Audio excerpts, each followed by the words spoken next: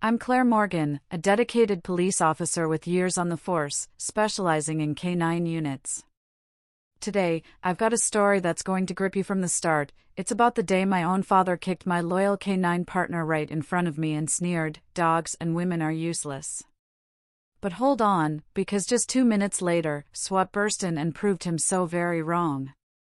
If you've ever felt underestimated, overlooked, or betrayed by the people who should have your back, this one's for you. Stick around, because this tale of family deception, hidden fraud, and sweet justice will have you on the edge of your seat. Let's dive in. It all started with a phone call that dragged me back to a past I'd fought hard to leave behind. My name is Claire Morgan, and I've been a cop for over a decade now. I joined the police force right after high school, driven by a need to prove myself in a world that had always tried to box me in. Growing up in a small town in the Midwest, my family was the kind that looked picture-perfect from the outside but was rotting at the core. My father, Edward Thorne, was a stern man, a former factory supervisor who ruled our household with an iron fist.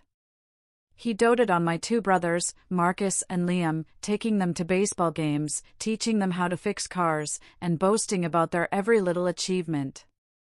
Me?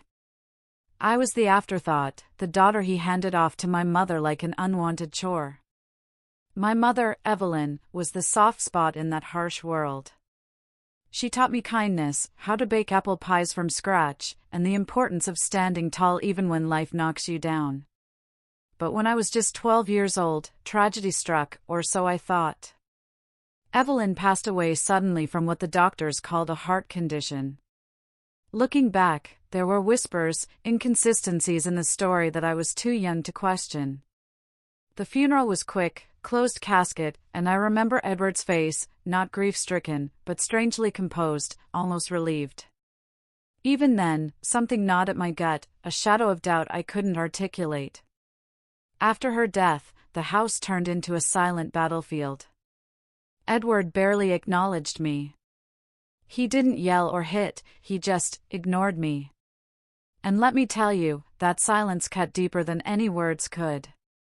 By the time I was 16, I'd learned to fend for myself, cooking meals without making a sound, washing my own clothes, even teaching myself basic self-defense from old books I found at the library. I remember nights lying awake, staring at the ceiling, wondering why I wasn't enough. My brothers would pass me in the hallway without so much as a glance, their laughter echoing from the living room where they sat with our father, a family portrait I was never invited into. At 18, I couldn't take it anymore. The day after graduation, I packed a single duffel bag and enlisted in the police academy. It wasn't just about escaping, it was about building something unbreakable. The force became my family. I excelled in training, top of my class in marksmanship and tactics.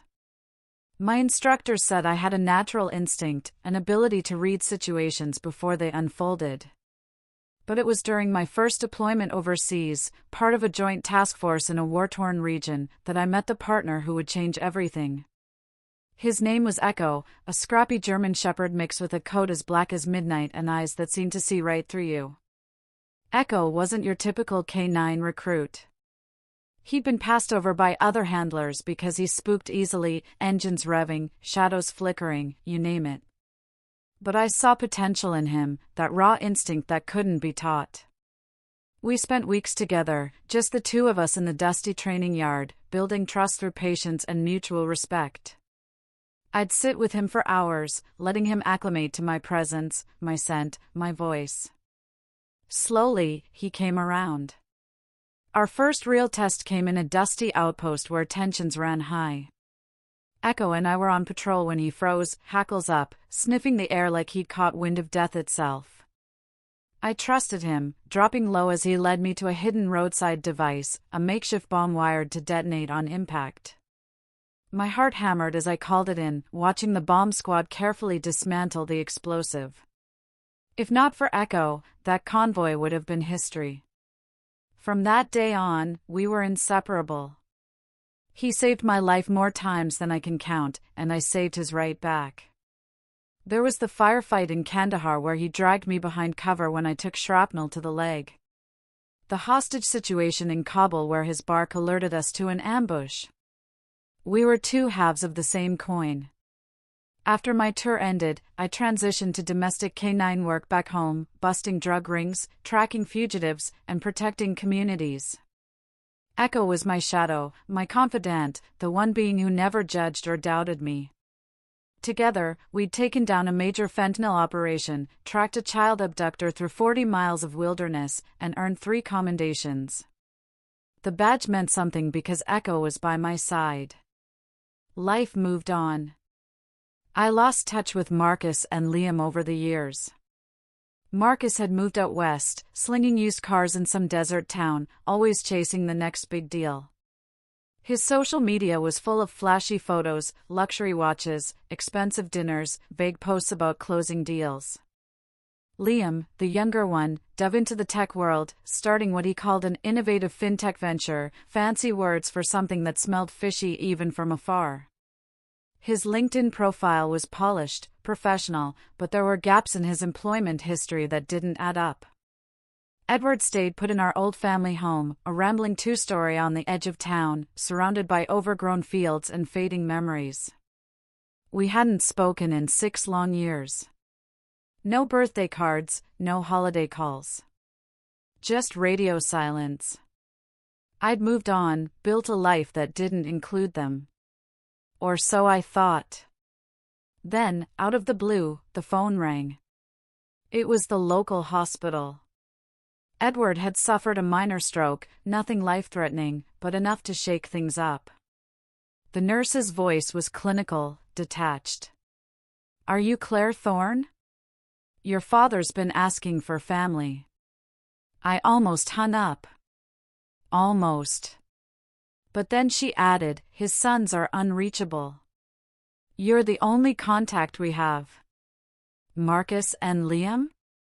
Unreachable, off on their business trips. So, it fell to me, the forgotten daughter, to step in. I didn't go back for forgiveness or some Hallmark reunion. No, I went because duty calls, even when it's family. I loaded Echo into my truck, and we made the 8-hour drive. The landscape shifted from city sprawl to endless cornfields, the road stretching like a scar across the earth. With each mile, the knot in my stomach tightened. As we pulled up to the house, memories flooded back, the creaky porch steps, the faded blue paint, the way the wind whistled through the cracks in winter. The yard was more overgrown than I remembered, weeds choking the flower beds my mother had once tended with such care. Echo hopped out, sniffing cautiously, his ears swiveling at every sound. Edward was sitting in his armchair when I walked in, looking older, frilier, but with that same steely gaze. His eyes flicked to Echo, who trotted in beside me, alert as ever. "What's that mutt doing here?" he grumbled, "not even a hello. No thank you for coming, no acknowledgement of the years that had passed. Just disdain." I bit my tongue, explaining that Echo was my partner, trained and essential.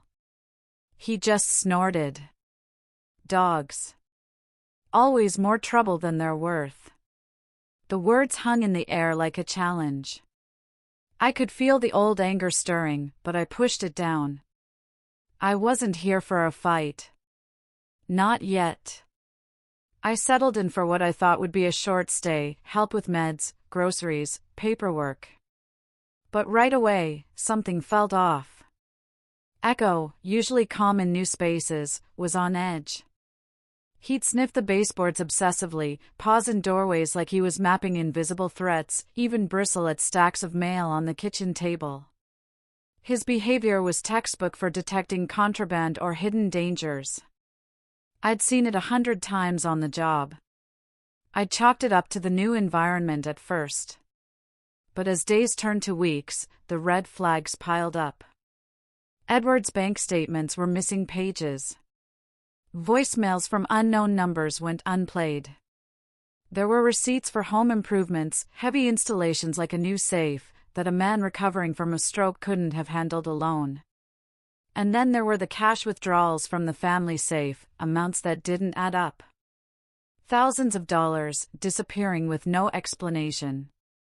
The safe itself was hidden under a floor vent in the study, a spot Echo kept returning to, pawing gently like he knew secrets were buried there.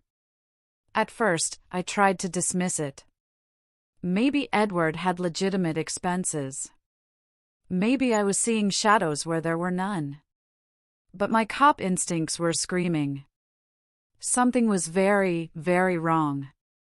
I started piecing it together quietly. One night, while Edward slept, I lifted that vent.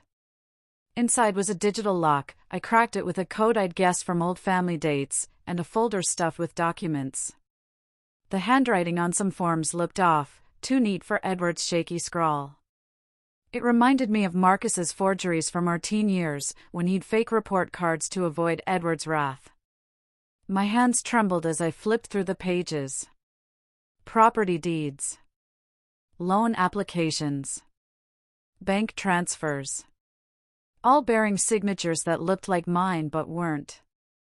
A quick online search on my laptop revealed more. Marcus's car sales gig was a front for consulting tied to shell companies, some registered right at our home address. Suspicious wire transfers, offshore accounts, it screamed white-collar crime. The amounts were staggering. Hundreds of thousands, maybe more.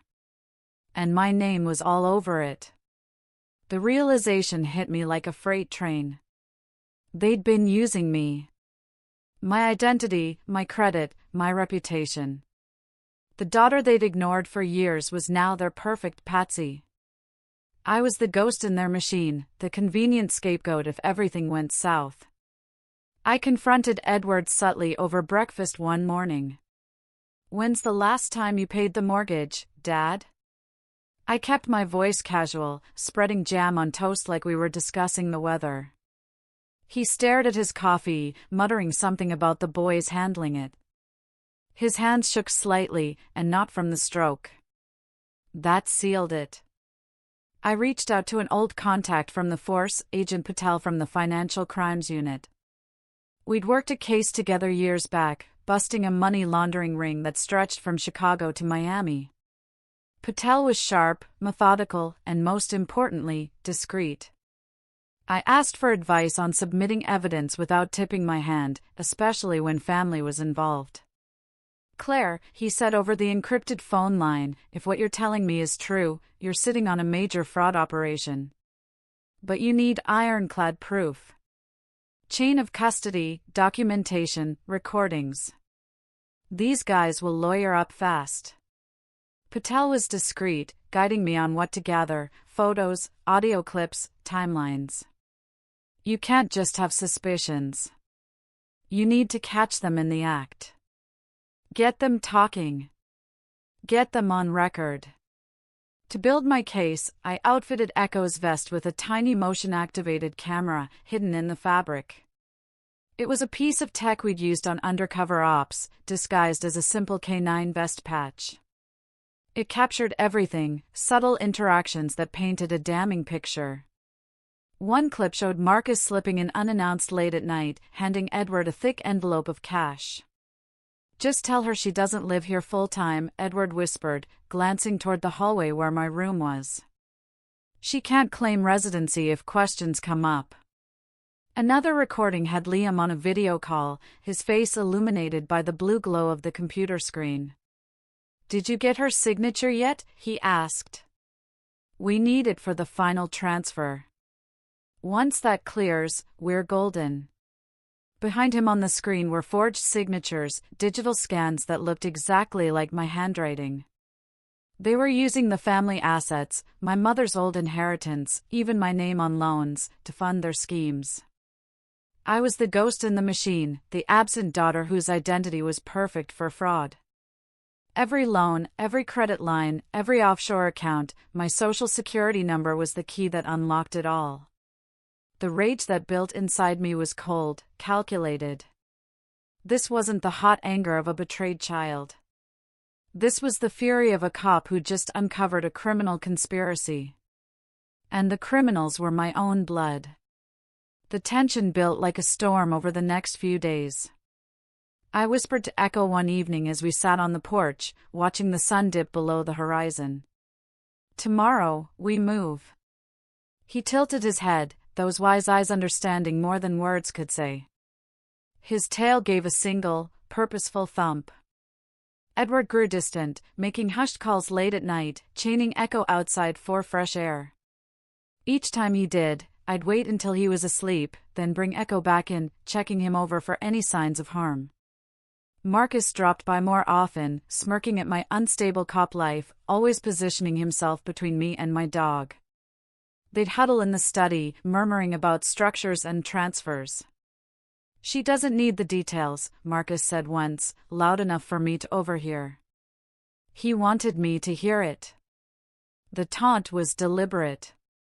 "It's done," but I played along, the dutiful daughter. I kept my head down, made their meals, nodded politely when they spoke. All the while, Echo's camera was rolling. That final night, I snuck back to the safe.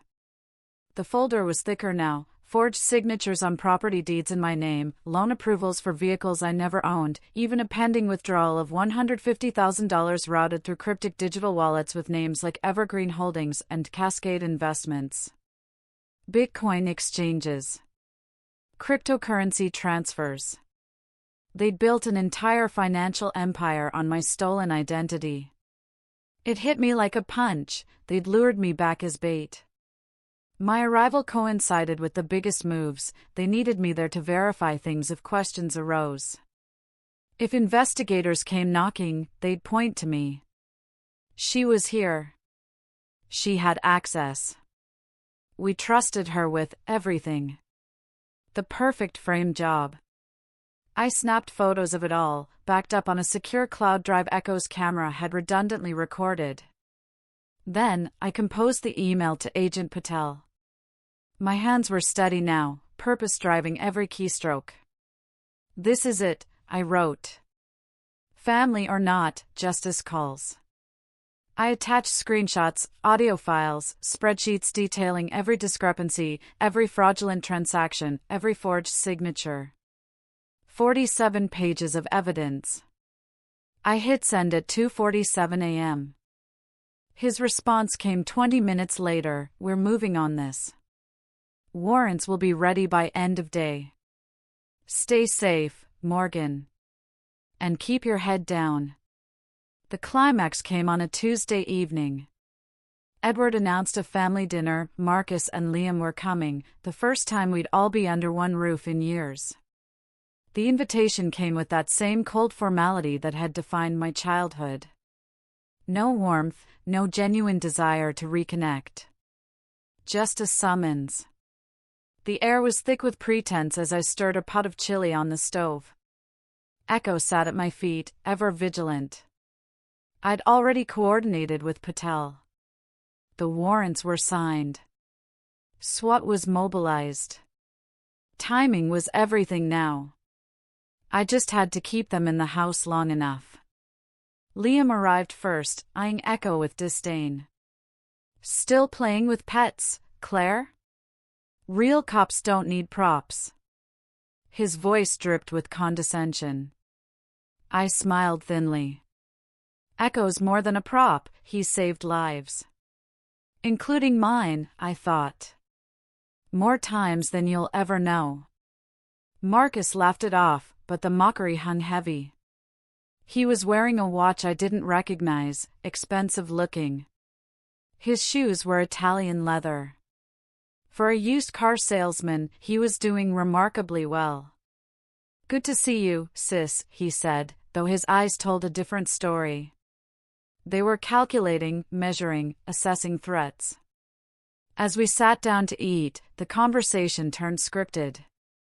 Edward praised the boys' successes, never once asking about my career, my sacrifices, the commendations on my wall. It was like I wasn't even there. Just furniture. Just a means to an end. Then, out of nowhere, as I reached for the salt, Edward lashed out.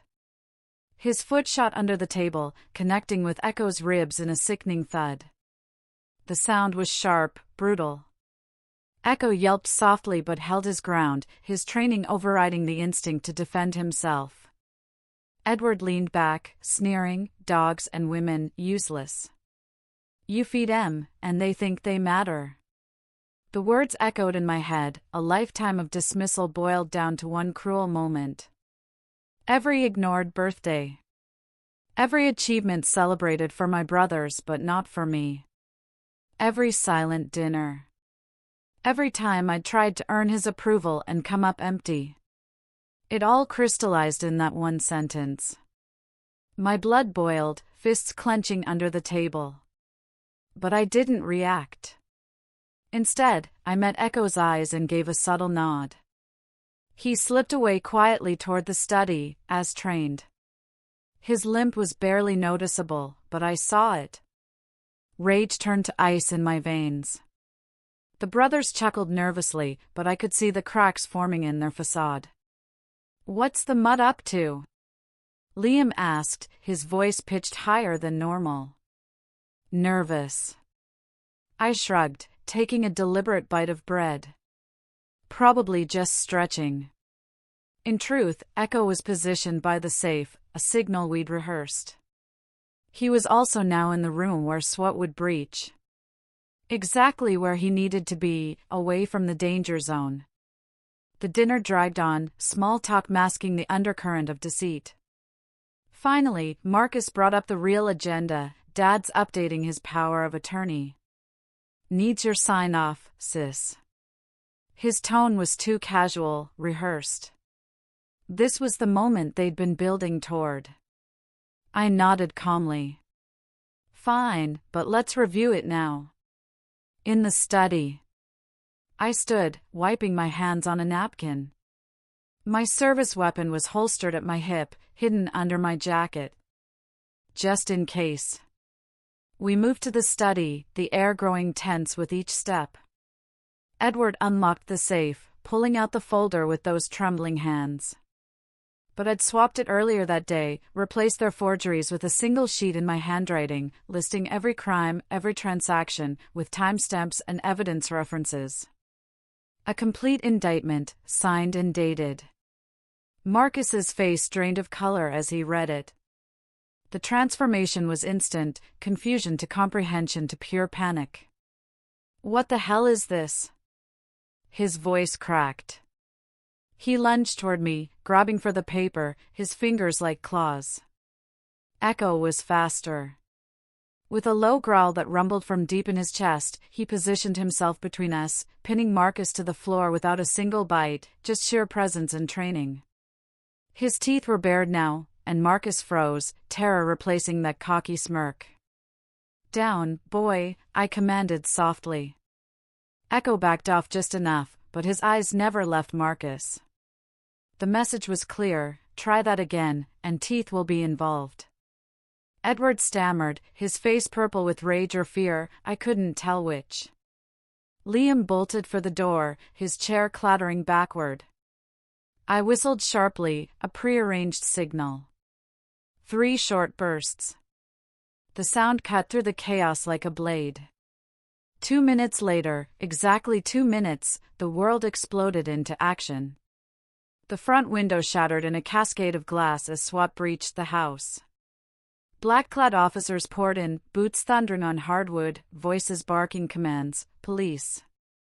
Hands up. On the ground. Now." Laser sights danced across the walls, red dots finding their targets with surgical precision. Edward froze in his chair, glass of whiskey slipping from his hand, amber liquid splashing across the carpet. The glass bounced once, twice. Marcus hit the floor, cursing, hands scrambling to comply with orders. Liam tripped over his own feet trying to run, tackled swiftly by 2 officers who drove him face first into the hallway floor. The crack of his head hitting wood was audible. I stood calm amid the chaos, hands raised where they could be seen. "They're the ones," I said evenly, projecting my voice over the noise. "Not family. Just suspects." Agent Patel arrived moments later, stepping through the shattered window frame with practiced ease. He nodded at me, his expression professional but with a glimmer of respect. "Solid work, Morgan. The evidence checked out, warrants issued this morning." He turned to the scene, surveying the three men now in handcuffs. Edward Thorne, Marcus Thorne, Liam Thorne, you're under arrest for conspiracy to commit fraud, identity theft, money laundering, and wire fraud. You have the right to remain silent. The team secured the scene with precision, cuffing the three and reading rights. Marcus was shouting about lawyers.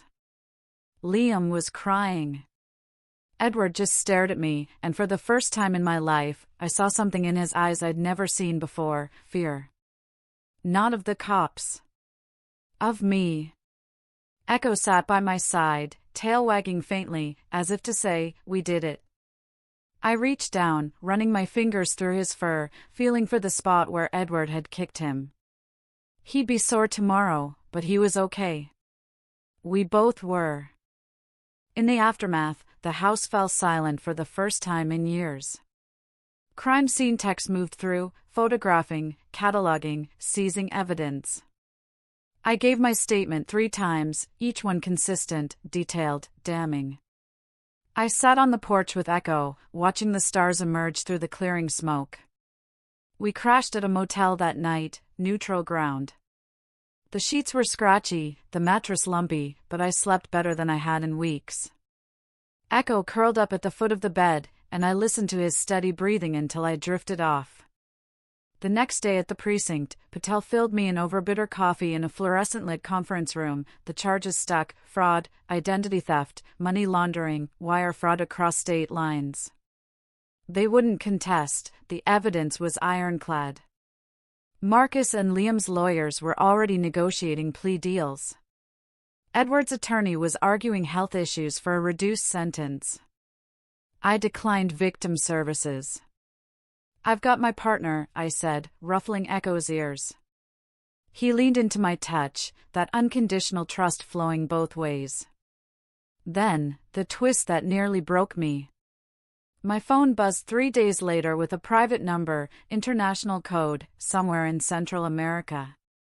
I answered, and a voice I hadn't heard in over a decade whispered, raspy and desperate, "Claire?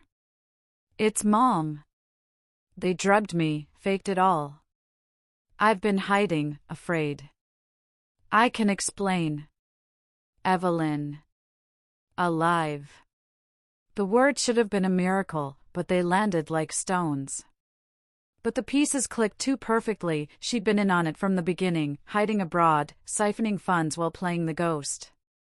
The inconsistencies at her funeral. The closed casket. The life insurance payout Edward had used to restructure his finances. She'd been the architect, and I'd been the mark even as a child. "You tried to steal from me too," I said coldly, my voice steady despite the tremor in my hands. "Goodbye, Evelyn." I hung up, blocking the number. The betrayal stung, sharp and deep, but it freed me.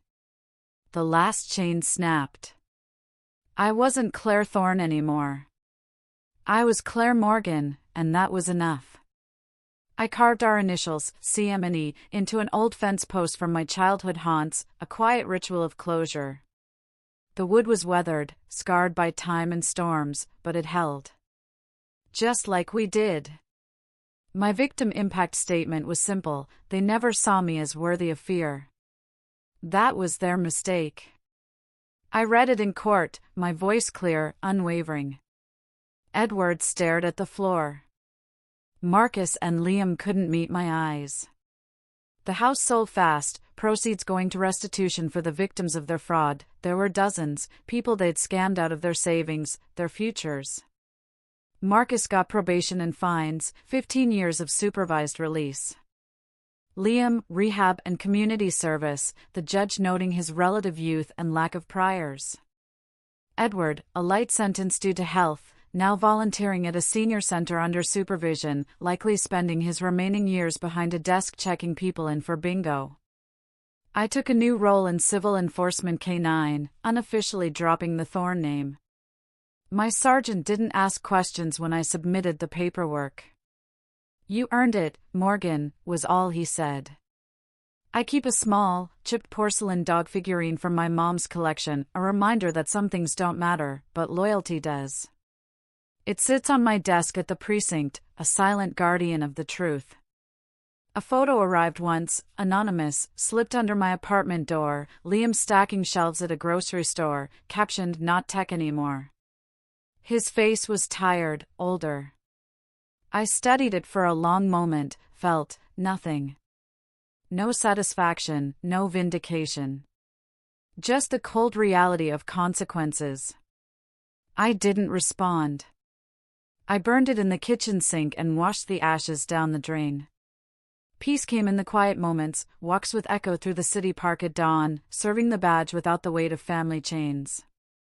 He listens better than anyone, instincts sharp as ever. We move forward, proving every day that dogs and women?